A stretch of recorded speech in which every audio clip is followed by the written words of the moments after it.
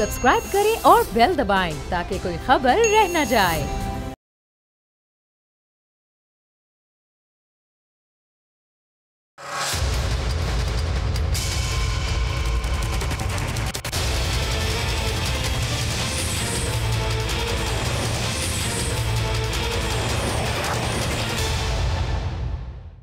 अस्सलाम वालेकुम, आप देख रहे हैं प्रोग्राम बस बहुत हो गया। मैं हूं अरबाब जहांगीर। तहरीक इंसाफ की हुकूमत गिराने के लिए अपोजिशन के बनने वाले इत्तेहाद को हुकूमत से ज्यादा उसे अपने ही लोगों से ज्यादा नुकसान उठाना पड़ा है। वैसे तो पीपल्स पार्टी इस इत्तेहाद में शामिल दूसरी बड़ी जमात है, लेकिन सिंध में हुकूमत और सेनेट में अपोजिशन की सबसे ज्यादा सीटें होने की वजह से वो पीडीएम की सबसे पावरफुल जमात के तौर पर सामने आ रही है।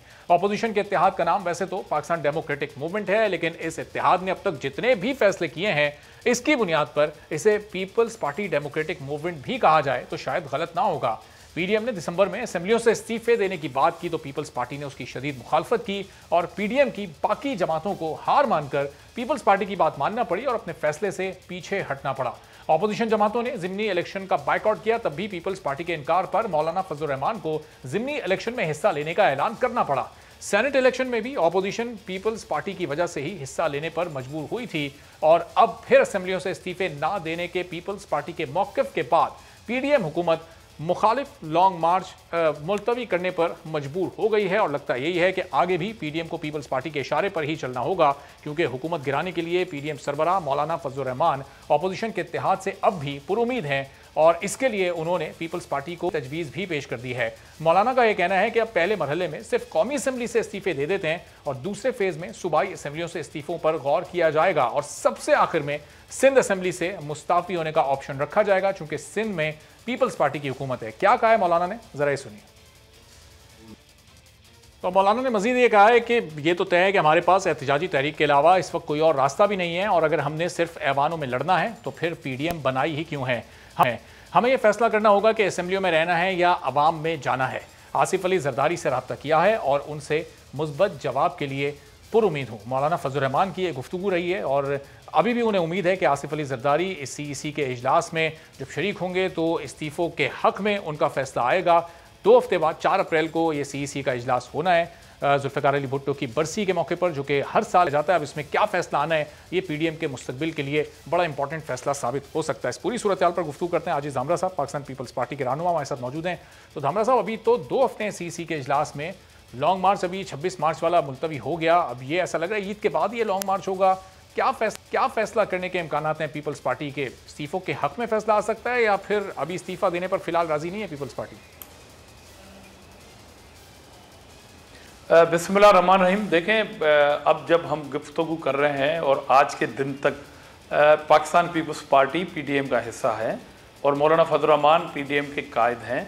एक पॉइंट ऑफ व्यू था जिसमें हमारी पार्टी का ये मौक़िफ़ हुआ कि अचानक एक मीटिंग में ऐसी बात सामने आ गई कि जो चीज़ हमें बाद में लास्ट ऑप्शन के तौर पर इस्तेमाल करनी थी, उसके लिए अगर ये शर्त आ गई कि आपको इस्तीफ़ा देके और लॉन्ग मार्च के जो है वो सफ़र शुरू करना है, तो उस पर ज़ाहिर है पीडीएम एक मुख्तलिफ पार्टी का इत्तेहाद है। उसमें तमाम पॉलिटिकल पार्टीज़ के अपने फिर फोरम बने हुए होते हैं, इदारे हैं, उसमें डिस्कशन होती है और तमाम पार्टी को ऑन बोर्ड लेके फिर इत्तेहाद को ये आगाह किया जाता है कि हमारी पूरी पार्टी जो है इस बात पे ऑन बोर्ड है। तो उसमें पीपल्स पार्टी ने अपना एक मौक़िफ़ रखा। उसके बाद आपने देखा कि कायदे पीडीएम ने ये बात कही कि हमने पाकिस्तान पीपल्स पार्टी को, जब उन्होंने ये कहा है कि हमारी सीईसी होगी, क्योंकि हम बिज़ी हैं। पहले तो हम ये बात आपको बताता चलूँ कि पाकिस्तान पीपल्स पार्टी ने सूबे सिंध में सूबे भर हमने दौरे किए हैं। निसार अहमद कोड़ो साहब हमारी पार्टी सिंध के सदर हैं, मैं उनके साथ रहा। हमने डिस्ट्रिक्ट और डिवीज़न लेवल तक 26 मार्च के इस लॉन्ग मार्च को हमने टोटल जो रूट हैं, उनके इंतजामात हैं, उन सब का जायज़ा भी लिया और हमने तैयारी भी कर ली। ऊपर से जब ये कैंसिल हुआ है तो हमारी वो तैयारी कंटिन्यू है, क्योंकि हमारा पूरे साल का एक जो मेन इवेंट आता है वो शहीद चेयरमैन साहब की बरसी का आता है। तो इस बार बरसी भी हमने वहाँ पर करने का फैसला किया। तो हमारी तैयारियाँ जो हैं वो एज इट इज़ जारी हैं और सीसी का इजलास होगा मजीद। लेकिन आज साहब, ये इस्तीफों के ऑप्शन को पीपल्स पार्टी आखिरी ऑप्शन के तौर पर शुरू से कंसीडर कर रही है और मौलाना ने बड़ा वाज़ेह कहा है कि ये कहीं पर नहीं लिखा था कि आखिरी ऑप्शन है। तो इसका मतलब मौलाना साहब की बात का मतलब है कि जब भी अददी अक्सरियत ये चाहेगी तो वो इस्तीफों पर तमाम जमातों को मजबूर कर सकती है। देखें, जमहूरियत में यही होता है कि आप एक फ़र्द को भी अपनी इज़हार राय का इख्तियार होता है फंडामेंटल राइट्स के तौर पर, मगर ये तो एक इत्तेहाद है, उसमें एक मेजर पार्टी है, उसने अपनी पहले जो सीईसी की थी उसमें जो फैसला था वो पीडीएम को सुना दिया था।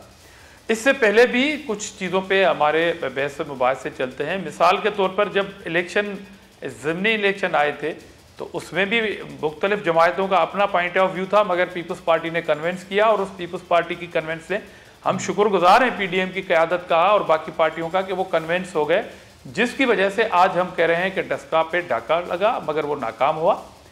आज भी हम कहते हैं कि हमने नेशनल असेंबली की वो पोलिंग जीती। आज भी हम कहते हैं कि 7 वोट जो गिलानी साहब के थे, पहले तो आपने कैमरा लगाए, आइन के आर्टिकल 226 को वायलेट किया आपने, उसके बाद आपने कहा कि ये 7 वोट यूसुफ रज़ा गिलानी के हैं मगर हम रिजेक्ट करते हैं, और ये धुंध का मामला। और नौशहरों में हमने एक ज़िमनी इंतखाब में शिकस्त दी हुक्मरान जमात को अपने सूबे में। ये सारा तब हुआ जब हम मैदान में थे, जब हम इलेक्शन में आए, तो ये सारी चीजें थी जो आज पूरी कौम कह रही थी कि ये पॉलिसी आपकी ठीक है। अब इस्तीफों का मामला, मिसाल के तौर पर अगर हम, ये सारी बातें पीडीएम के इजलास में डिस्कशन में आएंगी, मगर मैं एक बात सिर्फ कह के अपनी बात को खत्म कर रहा हूं कि मिसाल के तौर पर अगर हम इस्तीफा देके और अपना कंटिन्यू करते हैं मार्च, और आगे रमजानुल मुबारक आ जाता है, और वो मार्च अगर मैं कह रहा हूं कि ख़त्म कर दिया जाएगा, क्योंकि मार्च अपना अप्रैल में रमजानुल मुबारक का महीना शुरू होता है और इस्तीफा भी दे दिया हमने, तो बाकी हमारे पास ऑप्शन क्या बचता है कि हम हुक्मरानों को डराएं या हुक्मरानों को ऊपर प्रेशर रखें। आपने जो तीर चलाना था वो चला दिया लॉन्ग मार्च के तौर पर, और इस्तीफे दोनों मिक्स ना करें, एक ऑप्शन अब इस्तेमाल करें और सेकंड ऑप्शन स्पेयर में रखें, लेकिन ताकि अगर हम हुक्मरानों को कंटिन्यू गिलानी साहब को वो 7 वोट अगर वो जानबूझकर नहीं खराब किए गए थे, तो फिर वो गफूर हैदरी साहब को वहीं 7 वोट वाले मामला क्यों आया, उनको वोट कम क्यों मिले? इसका मतलब कि वो जिन लोगों ने वोट ज़ाय किए उन्होंने जानते बूझते समझते हुए वोट ज़ाय किए।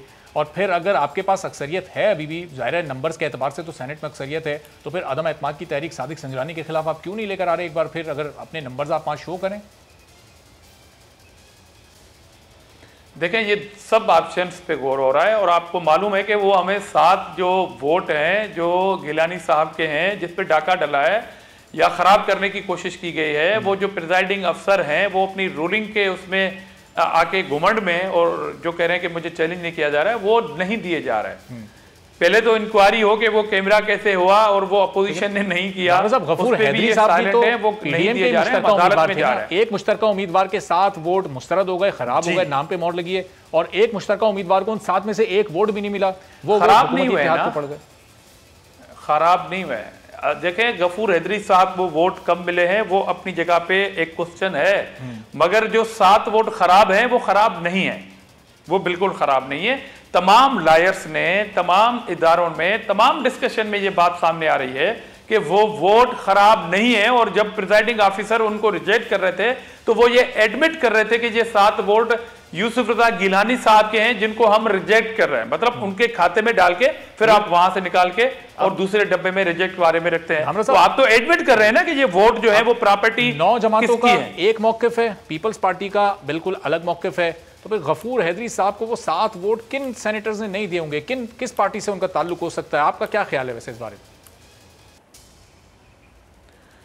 मेरा कुछ ख्याल नहीं है, क्योंकि इस पे इन्वेस्टिगेशन पीडीएम के अंदर होनी चाहिए।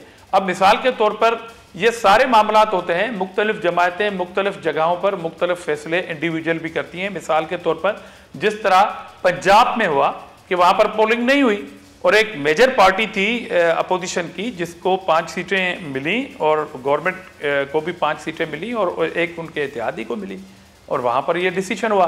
वो पीडीएम के इजलास तो नहीं हुआ था ना, उस पर स्पेशली कॉल कि वहां अप्रूवल ली गई थी कि जी पंजाब में इस तरह फैसला करना है, ठीक है, हुआ, और सबने उसको खैर मकदम किया उस फैसले को। तो इसमें क्या खराबी है कि एक जमात अगर अपना पॉइंट ऑफ व्यू रखती है इत्तेहाद में और उसको इतना उछाला जाए।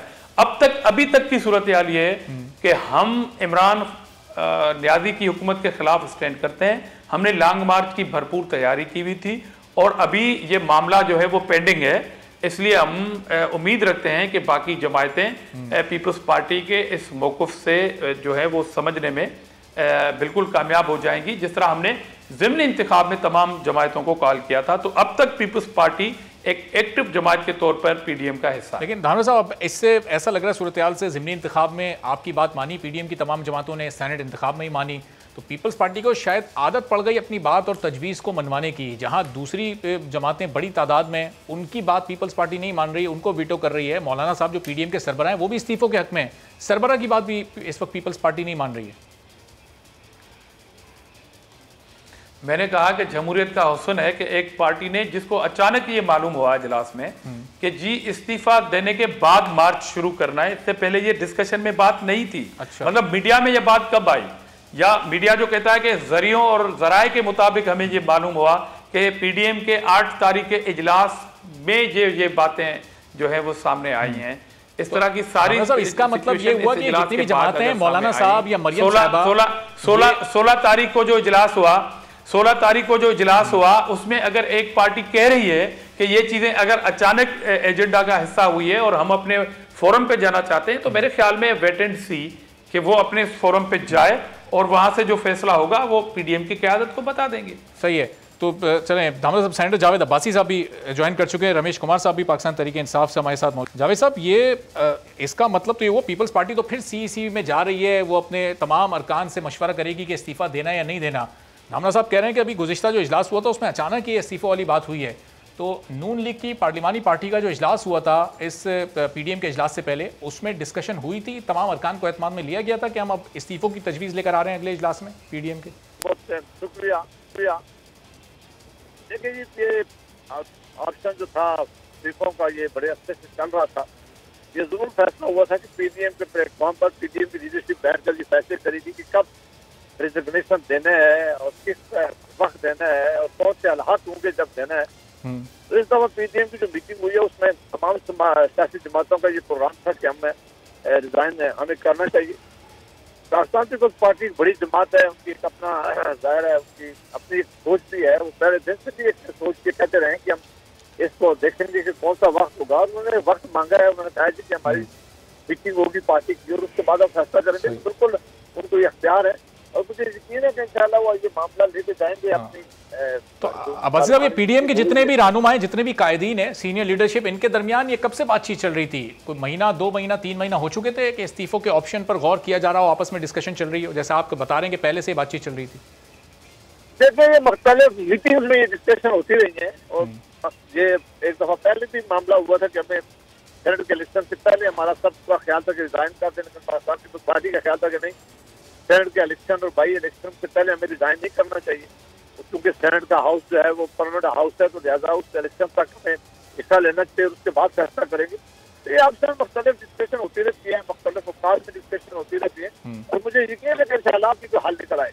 सही, चलें, आपको उम्मीद है कि जल्द हल निकल आएगा। रमेश कुमार साहब की तरफ में जा रहा हूँ जरा, लेकिन रमेश साहब आपकी इजाज़त से बस एक लाइन का जवाब धामरा साहब से मैं ले लूँ। धामरा साहब, आप कह रहे हैं कि यह भी अचानक ये तजवीज़ आई है पिछले इजलास में। अब्बासी साहब तो बता रहे हैं कि हर मीटिंग में डिस्कशन होती थी और सेनेट इंतखाबात से पहले भी इस पर डिटेल डिस्कशन हुई थी, तो पीपल्स पार्टी क्या इस पूरी सूरत से लाइल थी? देखें, मैंने ये तो नहीं कहा कि इस्तीफों का मामला कभी डिस्कस नहीं हुआ। चेयरमैन बिलावल भुट्टो जरदारी साहब की वो स्टेटमेंट जो है, मैं खुद उसका हवाला दे देता हूं कि एटम बम के तौर पर हम इस्तेमाल करेंगे। इट मींस कि जब सारे ऑप्शन हमारे पास खत्म हो जाएंगे फिर हम बड़ा अटैक जो है वो इस्तीफा की सूरत में करेंगे। ये एक मौक़िफ़ था हमारा, मगर उसके बावजूद जब ये बात सामने आई कि इस्तीफाओं के बगैर मार्च ही नहीं करना, तो ये हमारे लिए एक न्यू सिचुएशन थी जिसको हमने डिस्कस में लाया है। उसमें हमने कोई बाइकआउट नहीं किया, नाराज होकर नहीं गए हैं इजलास से। हमने वक्त मांगा है, उन्होंने वक्त दिया है, तो मेरे ख्याल में वेट एंड सी।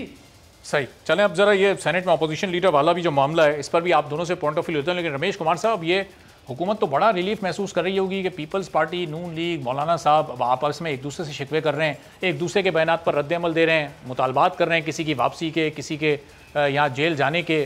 तो अब कैसा महसूस करिए रमेश कुमार साहब हुकूमत इस वक्त?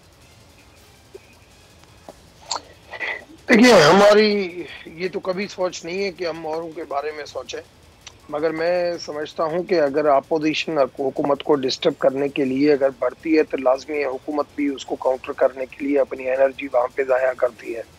मगर जब अपोजिशन एक दूसरे के साथ जो है वो नहीं बनती और पीडीएम जो है वो बारीकी में टूट जाती है, तो उसका जरूर फायदा और एक रिलैक्सेशन गवर्नमेंट के लिए जरूर बनती है।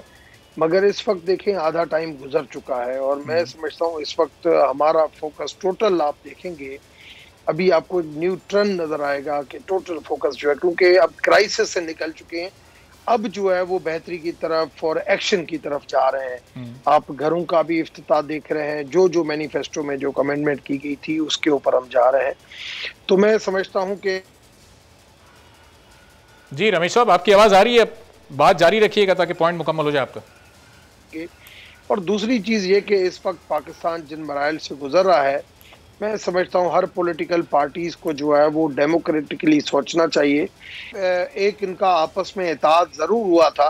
देखिए, पहली प्रायोरिटी पीटीआई पीपल्स पार्टी की बनती है, क्योंकि लार्जेस्ट जो है वो इस वक्त स्ट्रेंथ जो है अपोजिशन में पीपल्स पार्टी की है। तो इस वजह से उन्होंने एक मेमोरेंडम बनाया कि भाई चेयरमैन गिलानी साहब बनेगा, और दूसरी तरफ जो है वो वाइस चेयरमैन के लिए जो है डिप्टी चेयरमैन के लिए हैदरी साहब को दिया था, और तीसरा लीडर ऑफ अपोजिशन के लिए उन्होंने उनको दिया था पीएमएल-एन के लिए। अब जब वो चेयरमैन और डिप्टी चेयरमैन की इलेक्शन हार गए हैं तो फिर उसको रिव्यू कर सकती है। पीपल्स पार्टी की डिमांड सही है, मगर अब अपोजिशन जो है वो आपस में कि भाई हमारी ये कमेंटमेंट थी, तो मौलाना का झुकाव वैसे ही जो है वो पीएमएल-एन की तरफ है। तो इस वजह से मैं समझता हूँ यही एक दरार की बात बनेगी कि एक सीनियर पॉलिटिशियन के होते हुए जो नई पहली जो है वो मर्तबा जो पॉलिटिशियन बनेंगे उसको कहेंगे कि आप एक तजर्बेगा वाली जगह पे बन जाएं और बैठ जाएं, क्योंकि ये डिसीजन था, तो ये थोड़ा सा डिफिकल्ट होगा। मैं समझता हूँ डिफरेंसेस जब शुरू होती है ना, तो बारीकी में हर चीज के अंदर डिफरेंस नजर आता है, मगर जब एक जो है वो डिफरेंस नहीं होता है, एक अंडरस्टैंडिंग होती है, तो आपको बारीकी वाली चीजें नजर ही नहीं आती। चलें रमेश साहब, मैं आता हूं आपकी तरफ जरा। दामरा साहब, ये फिर ऑपोजिशन लीडर पीपल्स पार्टी अपना लाना चाहती है, नून लीग से इस पर बात हो गई, या फिर नून लीग अपना ऑपोजिशन लीडर खड़ा करेगी और पीपल्स पार्टी अपना करेगी और फिर मुकाबला होगा सेनेट में? मैंने कहा कि पीडीएम अभी भी मौजूद है और एक इशू है जिस पे हमारी गुफ्तगू हो रही है। बाकी जो अपोजिशन लीडर का है वो भी पीडीएम के अंदर हम सलाह मसलियत करेंगे। अब तक कोई नाम नहीं आया कि किस जमात का जो है वो अपोजिशन लीडर बनेगा, इसलिए ये तमाम मामला जो हैं वो खुश असलूबी के साथ पीडीएम के अंदर डिस्कशन में आएंगे और हल होंगे। आज इस पे मजीद कमेंट्स देना मेरे ख्याल में कबल वक्त होगा। लेकिन दामरा साहब, होना क्या चाहिए? अब चेयरमैन का इंतखाब आपने लड़ दिया, आपकी जमात ने लड़ दिया, मौलाना साहब की जमात ने डिप्टी चेयरमैन का इंतखाब लड़ दिया, तो अब तीसरा बड़ा ओहदा अपोजिशन लीडर का ही रहता है। अब नून लीग को तो अभी तक वहाँ से कुछ नहीं मिला है, तो वैसे फिर मंतकी तौर पर तो ये नून लीग के हिस्से में आना चाहिए। ये तय होगा पीडीएम के अंदर होने वाले इजलास में। दामरा, पीडीएम के इजलास में तो अभी जो गुज़िश्ता इजलास हुआ उसमें तो इस्तीफ़ों के मामले पर ही कुछ तय नहीं हो सका, उसमें कहाँ मामला तय हो पा रहे हैं? वहाँ से तो इख्तलाफात निकल कर आ रहे हैं, मौलाना साहब प्रेस कॉन्फ्रेंस छोड़ के जा रहे हैं, पीडीएम के कायद ने क्या कहा? पीडीएम के कायद ने क्या कहा कि वो पीपल्स पार्टी की सीईसी का इंतजार करेंगे, तो मेरे ख्याल में इंतजार करना चाहिए। इस मुल्क में बहुत सारे और भी इश्यूज हैं मेरे ख्याल में, इन इस्तीफों और लॉन्ग मार्च और पीडीएम के अलावा भी हुक्मरानों की नाअहली कोताहियां मौजूद हैं, मगर वो डिस्कस नहीं हो रही। बड़ा अलमिया है मेरे ख्याल में इन प्रोग्रामों में पीडीएम 50% डिस्कस हो और बाकी हुक्मरानों की नालायकी और कोताही भी होनी चाहिए।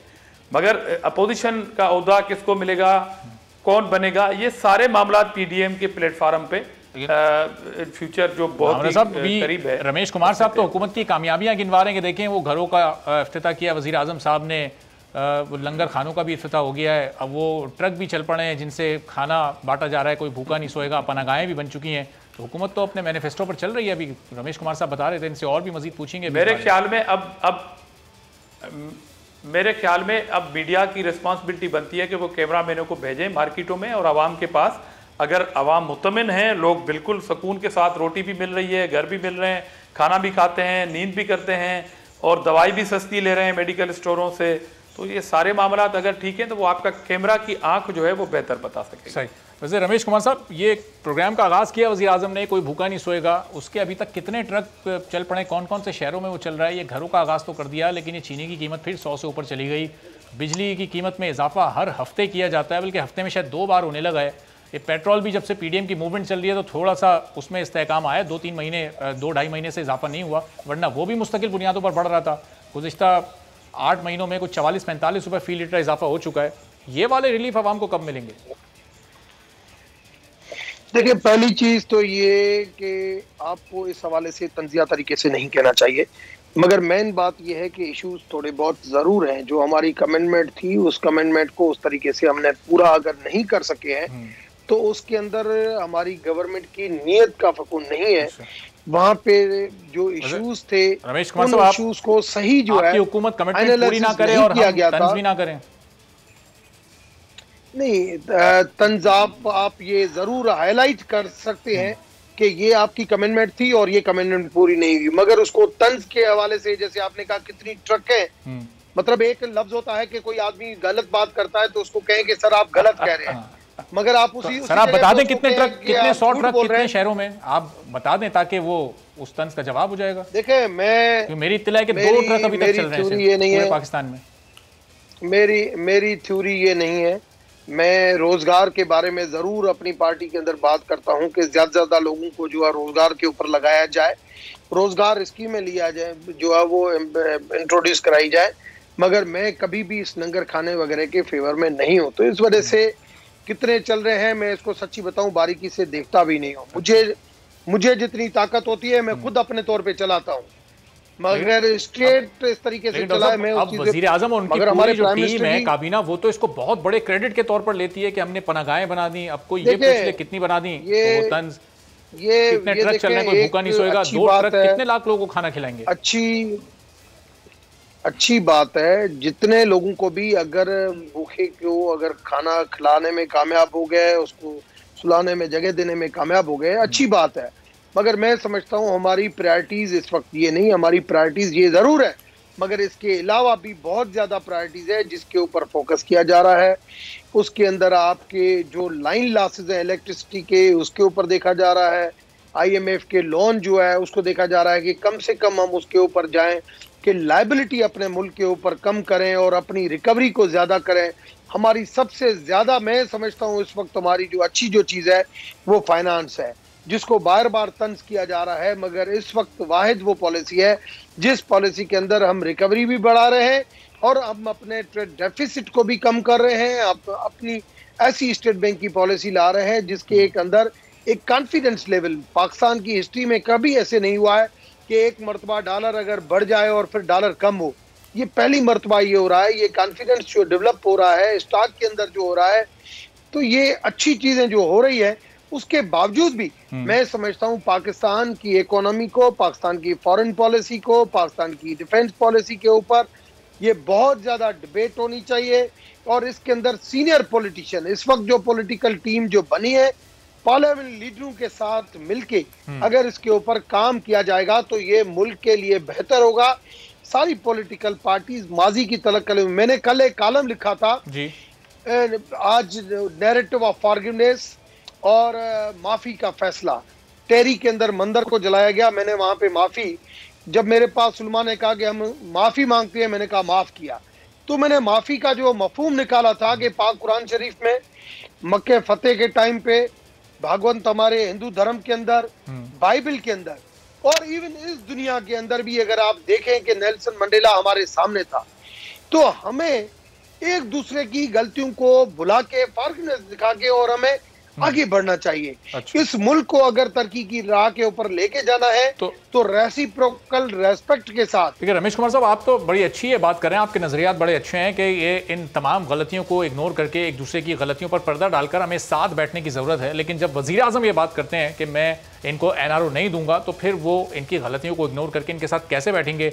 इस पर मैं आपसे जवाब लेता हूँ रमेश कुमार साहब। धामरा साहब भी हमारे साथ ही मौजूद हैं एक ब्रेक के बाद।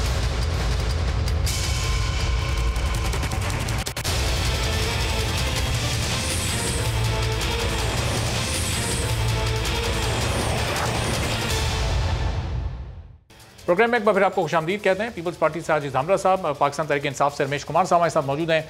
तो रमेश साहब, अपोजिशन की गलतियों को वज़ीर आज़म साहब इग्नोर कर सकते हैं? वो तो जब भी बात करते हैं वो कहते हैं मैं इनको एनआरओ नहीं दूंगा। जब वो एनआरओ नहीं देंगे तो फिर इनसे बात कैसे होगी? गलतियों को इग्नोर करके साथ कैसे बैठा जाएगा? धामरा साहब, मैं आ रहा हूँ आपकी तरफ। जरा रमेश कुमार साहब, देखिए, मेरी एक ख्वाहिश हमेशा ये रही कि एक पॉलिटिकल समझदार सोबर लोगों की टीम बने। मैं समझता हूं कल प्राइम मिनिस्टर साहब ने जो बनाई है, इसी तरीके से आप भी पॉलिटिकल पार्टी की, हर पॉलिटिकल पार्टी अपने टीम बनाए, वो एक कोऑर्डिनेशन कमेटी बने। अगर गवर्नमेंट के किसी बंदे के ऊपर एतराज है कि भाई ये पहली मर्तबा आया है या इसके अंदर ये तमीज का दायरा इसका वो नहीं है, हम इसके साथ, उसके ऊपर भी वो एतराज करें। मगर एक पायदार, एक ऐसी कमेटी बननी चाहिए कि जो कमेटी आपकी लेजिस्लेशन के हवाले से, आपकी पार्लियामेंट्री एथिक्स के हवाले से, आपकी इकोनॉमी के हवाले से सब कमेटी बनाए, आपकी फॉरेन पॉलिसी के हवाले से सब कमेटी बनाए। वो कमेटियां मुल्क की बेहतरीन पॉलिसी के लिए, इवन इलेक्टोरल रिफॉर्म। रमेश साहब, आपके ख्यालात और नजरियात बड़े बेहतरीन हैं, लेकिन अमली तौर पर हुकूमत कहीं इन पर इंप्लीमेंट करती तो हमें इन 2.5 सालों में दिखाई नहीं दी। तो धामरा साहब, ये हुकूमत अगर दिल बड़ा करती है, बोलती है आपको आए कानून साजी के मामले पर हमारे साथ बैठे हैं, इस मुल्क के मसाइल के हल के लिए बैठे हमारे साथ, तो ये पीडीएम की तहरीक खत्म करके बैठेगी अपोजिशन? देखिए, मेरे ख्याल में अभी डॉक्टर साहब ने जिन ख्यालात का इज़हार किया, ये इनके इंडिविजुअल ख्यालात ज़रूर हो सकते हैं कि टीमें बनी हैं, कमेटियां बनी हैं, वो तो बनी है। हम डे फर्स्ट से देख रहे हैं कि तर्जुमानों की इतनी फ़ौज बनी है। एक सूबे के अंदर फर्स्ट टाइम ये हुआ कि 32-35 लोगों की एक तर्जुमान की टीम बनी है। क्या वो तर्जुमान की लैंग्वेज क्या है सियासत के अंदर? जब वो टीवी टॉक शोज में आते हैं तो मेरे ख्याल में ये कमेटियां तो बहुत बनी हैं, मगर अमली तौर पर कोई उसका इनपुट जो है वो हुकूमत नहीं दे पा रही है, ना उसका कोई फ़ायदा इस कौम को मिल रहा है। अब मिसाल के तौर पर आप कमेटियां तो बना रहे हैं, और आपने कानून साजी की बात की। कानून साजी की बात के लिए देखें, ये मैच्योर अपोजिशन थी, ये वाहिद हुक्मरान थे पाकिस्तान को जिसको ये पोजीशन मिली, जिसमें 3 बड़े लीडरों ने, जब ये असेंबली वजूद में आई थी, जरदारी साहब ने कहा कि 100 दिन की आप जो अपना टारगेट रख रहे हैं, ये 100 दिन आपका जज्बाती नारा है, आपको 6 महीने का हनीमून पीरियड हम दे रहे हैं, उसके बाद हम आपसे पूछेंगे। चेयरमैन बिलावल भुट्टो जरदारी साहब ने कहा था कि कदम बढ़ाओ इमरान खान, हम तुम्हारे साथ हैं, जिसके ऊपर बहुत बड़ी तनकीद हुई थी हमारे ऊपर कि हम ये क्यों कह रहे हैं। लीडर ऑफ अपोजिशन ने कहा था कि हम मईशत पर सीओडी करने के लिए तैयार हैं, उसकी भी मजाक में बात उड़ाई गई थी। तो ये ऑफर तो अपोजिशन की जानिब से हुई थी। और अभी जब आप एक्सटेंशन देने जा रहे थे चीफ ऑफ आर्मी स्टाफ को, आपने क्या हालत की थी उस कानून साजी की और अमेंडमेंट की? आपके सदर साहब ने किस तरह नोटिफिकेशन निकाले थे, काबीना ने किस तरह फैसले किए? फिर हुआ क्या? जब ये मामला पार्लियामेंट में आया तो अपोजिशन आपके साथ बैठी और उस बुहरान से आपको निकाल के बाहर लेके आई, ये अपोजिशन लेके आई, आप माने या ना माने। तो अपोजिशन ने तो इस रियासत के, इस कौम के लिए अब होने वाली कानून साजी में बिल्कुल आपका साथ दिया। अभी एक इंपॉर्टेंट बात यह है कि इन्होंने एक दूसरा फैसला किया है। गवर्नर स्टेट बैंक को अकाउंटेबिलिटी और एहतसाब से उसको मुस्तस्ना हासिल हो गया। अब वो उस अकाउंटेबिलिटी से बाहर आ गए, वो गवर्नर स्टेट बैंक जो पाकिस्तान ने IMF के नुमाइंदे हैं।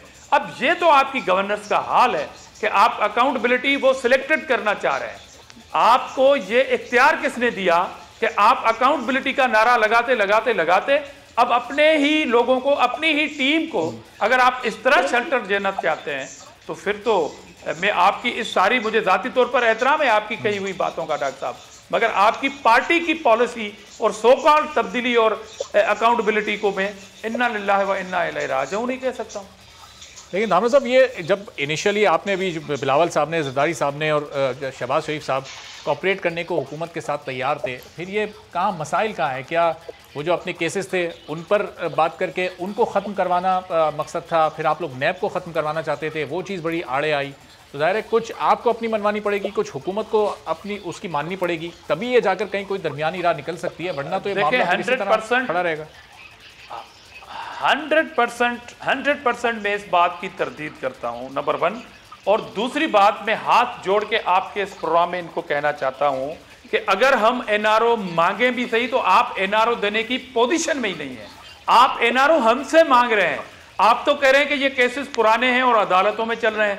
जब पुराने हैं, नेब आज़ाद है और अदालतें जमानतें दे रही हैं, तो फिर आपकी हैसियत क्या है कि आपसे एनआरओ मांगा जाए? एक बात, इसलिए ये जहाँ तक नेब की बात आई तो मेरे ख्याल में ये कौम जो है भूली नहीं इस बात को। आपको याद होगा कि जब प्राइम मिनिस्टर कुछ अर्सा पहले कराची में आए थे तो उन्होंने बिजनेस कम्युनिटी से खिताब किया था और उन्होंने गिला किया था नेब से कि नेब मेरे दोस्तों को तंग कर रही है, बिला वजह मेरे दोस्तों को तंग कर रही है। वो कौन से दोस्त थे आपके? और आप जब इस्लामाबाद पहुंचे तो अपोजिशन को एतमाद में लिए बगैर आपने नेब ऑर्डिनेंस लाया था, उसके पावर्स को आपने खत्म किया था। वो ऑर्डिनेंस अपोजिशन के कहने पे लाए थे या आप खुद लाए थे? आपने ये बात जब कही थी मेरे दोस्तों को नेब तंग कर रही है, ये गिला आपने किया था या अपोजिशन ने किया था? तो एनआरओ तो आप ले रहे हैं, आप दे रहे हैं अपने दोस्तों को और इल्जाम हमारे ऊपर लगा रहे हैं। ना दें एनआरओ, अगर हम नेब को खत्म करना चाहते हैं तो ना करें, मगर आपने खुद नेब से शिकवा किया था। आपके कहने पे नेब चेयरमैन के खिलाफ वीडियो चल रही थी और उससे पता नहीं कितने पार्ट आपके पास पड़े हुए हैं बेचारे के, आप ब्लैकमेल कर रहे हैं। तो रमेश साहब, जब के ऑर्डिनेंस तो आप लेके आए थे भाई। रमेश साहब, जो भी आईनी इदारा या एहतसाब का इदारा वो जब तक अपोजिशन का एहतसाब कर रहा होता है, अपोजिशन के खिलाफ काम कर रहा होता है, हुकूमत को सूट कर रहा होता है, उस वक्त तक हुकूमत उसका दिफा कर रही होती है। और जैसे ही वो ज़रा अपनी जिम्मेदारियाँ अदा करने पर आता है तो हुकूमत को वो कमियाँ, खामियाँ, कोताहियाँ दिखाई देने लगती हैं। इलेक्शन कमीशन से आप मुस्ताफ़ी होने का मुतालबा कर रहे हैं, क्या हुकूमत में रहते हुए हुकूमत का मुतालबा करना जायज़ है आपकी नज़र में? रमेश साहब, आप तो बड़े नज़रियाती आदमी हैं। देखिए, पहली चीज तो ये कि हुकूमत हो चाहे अपोजिशन हो, चाहे किसी भी पॉलिटिकल पार्टी की गवर्नमेंट हो, मैं समझता हूँ इदारों का एहतराम करना, चाहे उसमें नैब हो, चाहे जुडिशरी हो, चाहे इलेक्टोरल रिफॉर्म हो, चाहे और कोई ऑटोनोमस बॉडी हो, आपको चेयर की रेस्पेक्ट करनी चाहिए। मगर इस वक्त जो हालात चल रहे हैं, चाहे स्पीकर जो कस्टोडियन ऑफ हाउस होता है, हमने उसके आगे भी डाइस के आगे सीनियर पॉलिटिशियन को जो रवैया देखा, जो बात करने का अंदाज देखा, वो गलत था। चाहे मीडिया के ऊपर जूनियर पॉलिटिशियन देखे, वो तो पहली मर्तबा जो आता है उसके ऊपर दरगुजर भी किया जाता है, मगर सीनियर पॉलिटिशियन आपको अगर एतराज है आप उसके साथ नहीं बैठे टीवी के ऊपर, मगर आपका इखलाक आपके अपने पास है, तो कम से कम आप, जैसे अभी मेरी और धामरा साहब की, हम सारा दिन बैठते रहते हैं आपस में, अगर धामरा साहब अभी किसी चीज के ऊपर, पहले तो हम तेज होते नहीं है, अगर कहीं पे तेज हो जाए, मगर मैं अगर अपना टेम्परामेंट अगर खोजूं तो लोग तो मुझे भी कहेंगे ना। बिल्कुल। तो एक तो हमें हर बंदे को अपने अखलाक को देखना चाहिए कि भाई मुझे अपना टेम्परामेंट लूज नहीं करना चाहिए, इदारों का एहतराम करना चाहिए। मैं ऐसी कभी फेवर में नहीं था जो इलेक्शन कमीशन के खिलाफ जो हमारी गवर्नमेंट ने जो बात की, ग्रीवेंसेस जो है, ग्रीवेंसेस हमें इलेक्शन कमीशन के बोर्ड को देने चाहिए, ये हमारे ग्रीवेंसेस है, आप इसकी हमें क्लियरिफिकेशन दें, और वो क्लियरिफिकेशन लेने के लिए हम मीडिया के ऊपर भी बात कर सकते हैं। मगर अगर हम इलेक्टेड हुकूमत को अगर कोई रैली निकाल के कहे कि आप टाइम से बिफोर आप सही काम नहीं चला रहे हो, आप रिजाइन कर दो, या कोई ऐसे बॉडी बनी हुई हो और 3 साल के लिए बॉडी हो, उसको कहें कि आज भी हम आपके सेटिस्फाई नहीं है और आज आप रिजाइन कर लो, तो फिर मैं समझता हूं कि सारे लोगों की जो डिमांड्स है तो फिर ऐसे को वैसा ही मिल रहा है, तो फिर ये प्रैक्टिकली जो है ये चीजें गलत है। सही। तो जिस चीज को गलत हो, सीनियर पॉलिटिशियन का, डेमोक्रेटिक लोगों का, तजर्बेगा लोगों का, आज लोग कुछ भी कहें पीपुल्स पार्टी को कि पीपुल्स पार्टी ने सिंध की हुकूमत बचाने के लिए किया सिंध, मगर पीपुल्स पार्टी ने आज जो पीडीएम का इत्तेहाद के अंदर, एक सबको पता था, इसमें कोई शक नहीं है कि पीपुल्स पार्टी को इस इत्तेहाद से इतने बड़े जलसों के अंदर बिलावल साहब को मौका मिला। पीपुल्स पार्टी कहीं पे भी सिंध के अलावा लोग इकट्ठे नहीं कर सकती थी, एक स्पीच करने का मौका मिला, बिल्कुल मिला। पीपुल्स पार्टी ने बिलावल साहब को इंट्रोड्यूस हर जगह पे मुल्क में करा लिया, बिल्कुल था। पीपुल्स पार्टी ने यूसुफ रजा गिलानी को माइनॉरिटी में होते हुए सेनेट में इलेक्शन में जितवा दिया, बिल्कुल करा लिया। पीपुल्स पार्टी चेयरमैन सेनेट जो है वो बनते बनते रह गई। पीपुल्स पार्टी ने अपने पत्ते खेले, अभी भी पीपुल्स पार्टी अपने पत्ते पार्लियामेंट में खेलना चाह रही है। ये इनको पता है कि पीपुल्स पार्टी पत्ते खेलते खेलते हमारे साथ ऐसा हाथ हो जाएगा कि पता चलेगा कि ये आपस में दोनों का इत्तेहाद होगा, पीपुल्स पार्टी और पीटीआई का, इस वजह से एक दूसरे के इसीलिए आज आप साथ बहुत अंडरस्टैंडिंग अब खत्म हो चुकी है। पीपल्स पार्टी की आज इसलिए आप बड़ी तारीफें कर रहे हैं कि है। मुस्तकबिल में इस इत्तेहाद का भी इम्कान है। धामरा साहब, ये जब से पीडीएम की तहरीक शुरू हुई है, ज़ाहिर all parties conference people's party ने बुलाई थी, सियासी फायदे जब से सिर्फ पीपल्स पार्टी को ही मिल रहे हैं, जो अभी सारे रमेश कुमार साहब ने गिनवाए हैं, ना नून लीग को अब तक कुछ मिल सका है, ना मौलाना साहब को कुछ मिल सका है सिवाय अलामती सरबराही के। तो ये पीपल्स पार्टी सिर्फ अपने सियासी फायदे उठा पा रही है अब तक, पीडीएम का फायदा सिर्फ पीपल्स पार्टी को हो रहा है। धामरा साहब, नहीं, ऐसी बात नहीं है। पहली बात तो पीपल्स पार्टी ने पीडीएम अपोजिशन का इत्तेहाद के लिए बड़ी कोशिश की थी और एपीसी हमारी डिमांड पे हुई थी और चेयरमैन साहब ने सब लीडरों के पास चल के ये एपीसी कराई थी, जिसकी वजह से फिर पीडीएम बना। जहाँ तक फ़ायदे की बात है तो ये जमहूरियत पसंदों का फ़ायदा है कि आप इस मुल्क में एक मजबूत जमहूरी एक अपोजिशन इत्तेहाद का क़याम मुल्क में आना चाहिए। फ़ायदा पीपल्स पार्टी को क्या हुआ है, मतलब जलसे कंबाइन हो रहे हैं, सब ने किए हैं, और जो सिंध में जलसे हुए थे वो भी रिकॉर्डेड जलसे हैं पीडीएम के, जिसको पीडीएम की क़यादत ने भी अप्रिशिएट किया। तमाम जमायतों ने जलसे अपने अपने सूबे में किए, तो हमने भी किए।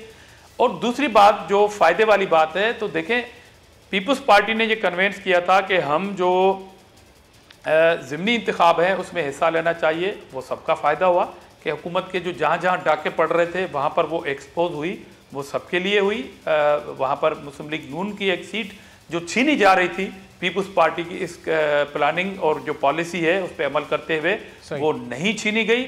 और इसी पीपल्स पार्टी की पॉलिसी की वजह से हुक्मरान जमायत ने और सिलेक्टेड प्राइम मिनिस्टर ने इस्तीफ़ा का मुतालबा कर दिया है इलेक्शन कमीशन से, जो खुद चेयरमैन उन्होंने नामजद किया। कभी कभी वो हमें ताने देते हैं कि जी नेब से हमारा ताल्लुक नहीं है, ये दोनों पार्टियों की मुकमुका थी, उन्होंने रखा है, अब उनसे इनको गिला है। तो जनाब इलेक्शन कमिश्नर किसने रखा था?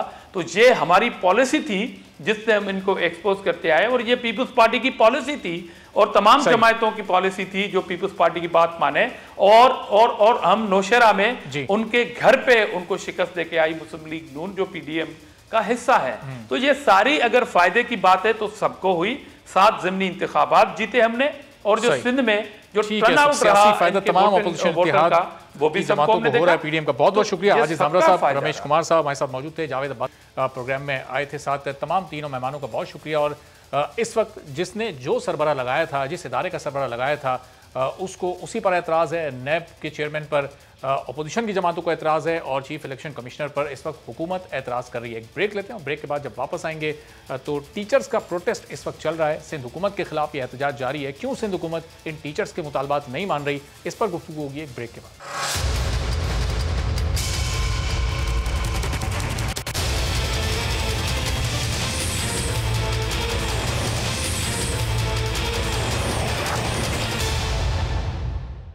प्रोग्राम में एक बार फिर आपको खुशामदीद कहते हैं। और मुतालबात की मंजूरी के लिए सिंध असम्बली के बाहर 4 रोज से जारी कॉन्ट्रैक्ट असातिज़ा का एहतजाज आज उस वक्त शिद्दत इख्तियार कर गया जब मुजाहिरीन ने रेड जोन की तरफ जाने की कोशिश की। इस दौरान सिंध असम्बली के बाहर मुजाहिरीन और पुलिस के दरमियान अच्छी खासी झड़प भी हुई, जिससे 2 टीचर्स जख्मी भी हो गए। कॉन्ट्रैक्ट टीचर्स के एहतजाज पर सूबाई वज़ीर तालीम सईद गनी का यह कहना है कि यह मामला मुख्तलिफ अदालतों में है, चाहे भी तो एहतजाज करने वाले असातिज़ा को मुस्तकिल नहीं कर सकते। जबकि एहतजाज करने वाले असातिज़ा ये कहते हैं कि सूबाई वज़ीर तालीम उनके केस को दूसरे मामलात से जोड़ रहे हैं और उनके मुतालबात बिल्कुल जायज़ हैं और सिंध हुकूमत नई भर्तियों का अमल रोके और जो असातिज़ा 4 साल से कॉन्ट्रैक्ट पर मुलाजमत कर रहे हैं पहले उन्हें मुस्तकिल किया जाना चाहिए। तो ये पूरी सूरत हाल है। 4 रोज से सिंध असम्बली के बाहर ये तमाम टीचर्स एहतजाज कर रहे हैं। इससे पहले तकरीबन 2 हफ्ते से जायद का एहतजाज ये प्रेस क्लब पर भी कर चुके हैं और आज इन पर पुलिस की जानिब से धावा बोला गया। आपस में झड़प हुई, 2 टीचर्स इत्तलात के मुताबिक जख्मी भी हुए। बोल न्यूज़ के नुमाइंदे राव अफनान जो इस पूरी सूरत हाल को पहले दिन से कवर कर रहे हैं, इस वक्त वो हमारे साथ मौजूद हैं और उनसे जानते हैं कि ये शिद्दत आज इतनी ज़्यादा क्यों हो गई कि आपस में झड़प भी हुई और फिर टीचर्स जख्मी भी हुए, और इस वक्त क्या सूरत हाल है, कितना जोश और जज्बा, और इस झड़प के बाद कहीं इनकी हिम्मत टूटी तो नहीं है जो मुजाहिरीन है। राव अफनान बताइएगा ज़रा इस वक्त सूरत हाल क्या है, जो दिन में झड़प हुई थी उसकी क्या वजह बनी, और क्या पुलिस अभी भी यहाँ चारों तरफ मौजूद है, मुतालबात इनके क्या हैं, हुकूमत क्यों नहीं मान रही, क्या कहानी है इनकी? और जी बिल्कुल अरबाब, ये मामला शुरू होता है 2017 से, जब इन्हें भर्ती किया गया था। इन्हें कॉन्ट्रेक्चुअल बुनियाद पे भर्ती किया गया। पहले इब्तदाई तौर पर इन्हें 2 साल पे कॉन्ट्रैक्ट पे भर्ती किया गया, उसके बाद 1 साल की मजीद एक्सटेंशन दी और उसके बाद 2 बार 6-6 महीने की इन्हें एक्सटेंशन दी जा चुकी है।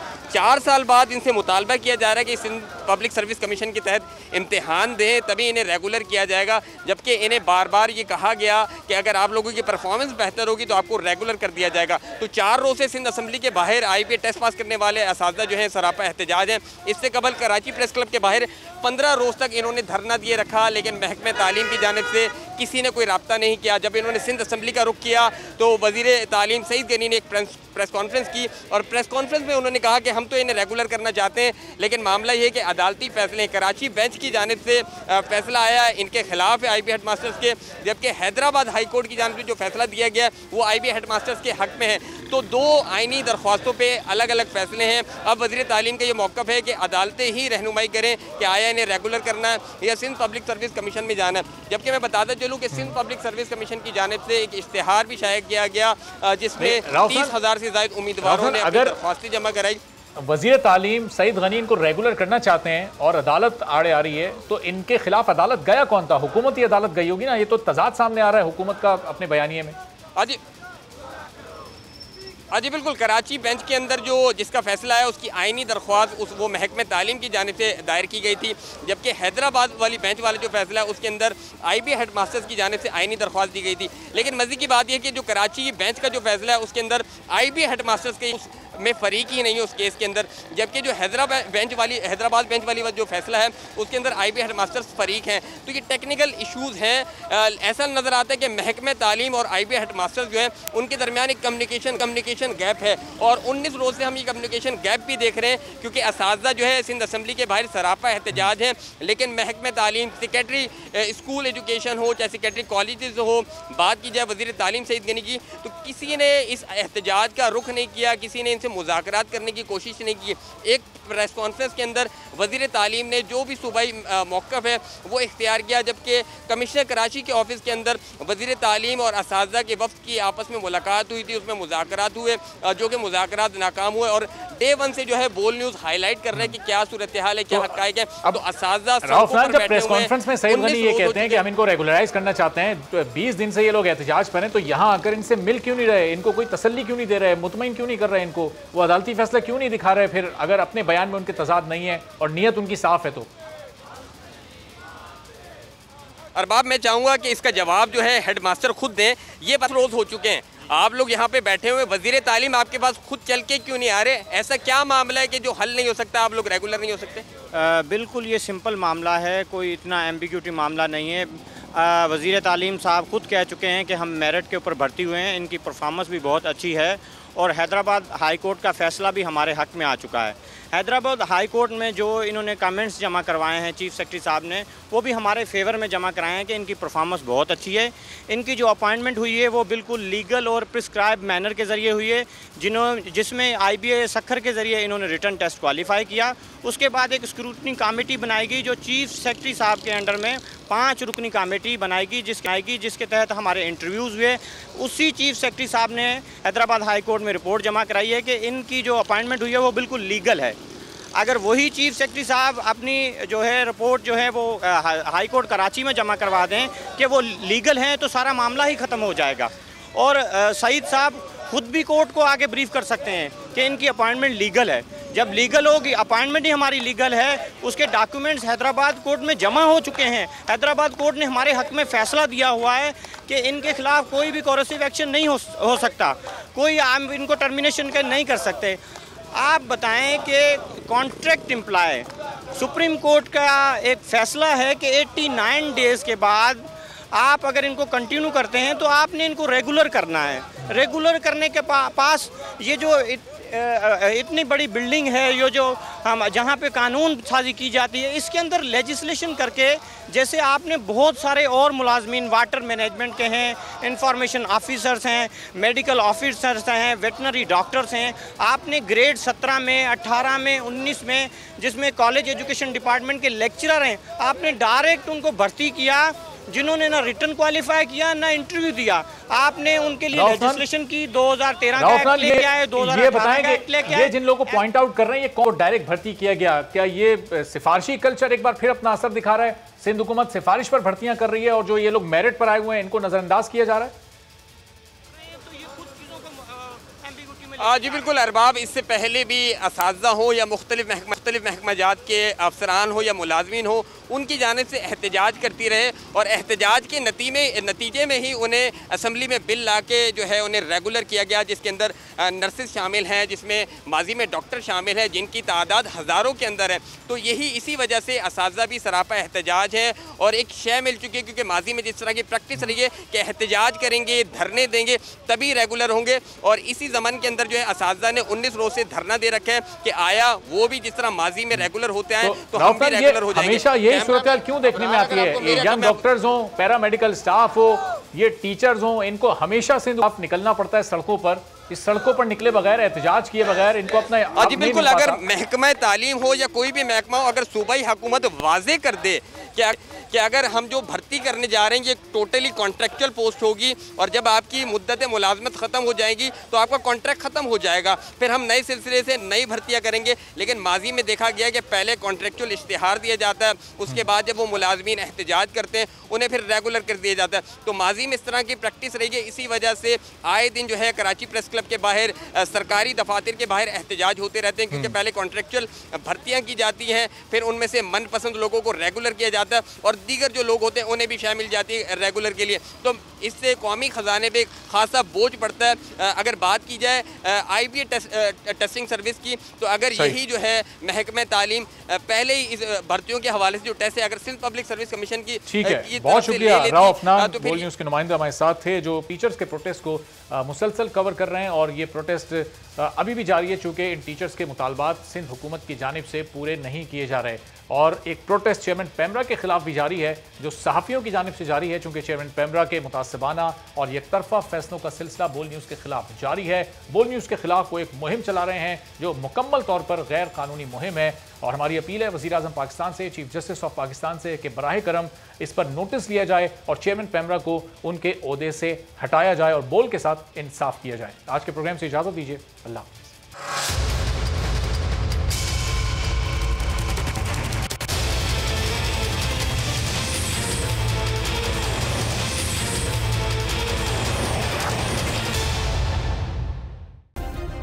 सब्सक्राइब करें और बेल दबाएं ताकि कोई खबर रह न जाए।